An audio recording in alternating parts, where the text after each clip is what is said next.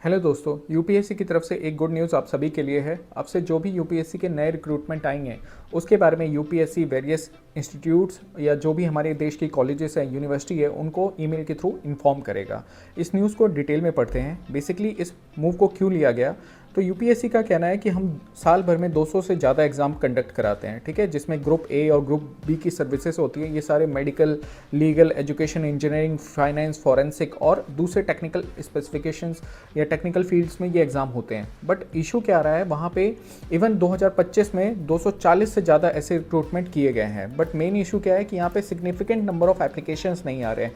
Even कई बार ऐसा देखा गया है कि जो नंबर ऑफ एप्लीकेशंस बहुत ही कम होते हैं, जिसकी वजह से जब इंटरव्यू बोर्ड में लोग बैठते हैं तो there is a huge gap in the qualification और experience for that particular recruitment. Okay, मतलब जो भी रिक्रूटमेंट करना है उसके लिए जो क्वालिफिकेशंस चाहिए वैसे लोग ही नहीं मिलते हैं।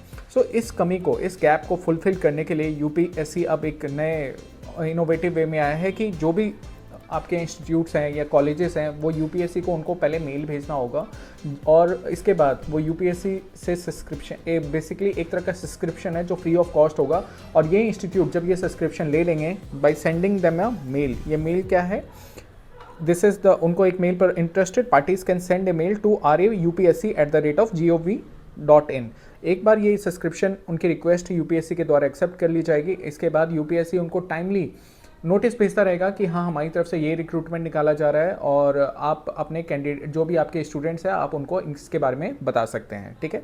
UPSC will send recruitment related email alerts to recognized universities and the academic institution, professional and industry associations, relevant bodies and connected with the field in which the posts are being advertised। ये 3 categories हैं जिनको UPSC के द्वारा notifications भेजा जाएगा, ठीक है। UPSC जो है अपनी जो रिक्रूटमेंट साइकिल है उसको भी इम्प्रूव करने पे वर्क कर रहा है, सो डैट ये एक स्ट्रक्चर्ड और टाइमली रिक्रूटमेंट प्रोसेस में वर्क करे, ठीक है।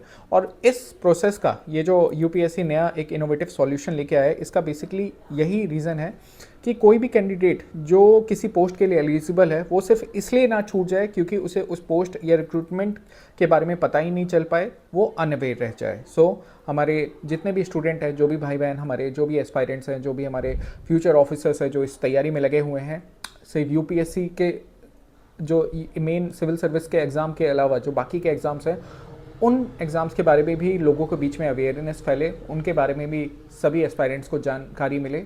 इस डायरेक्शन में यूपीएससी का ये बहुत ही बढ़िया कदम है। चलिए, थैंक यू।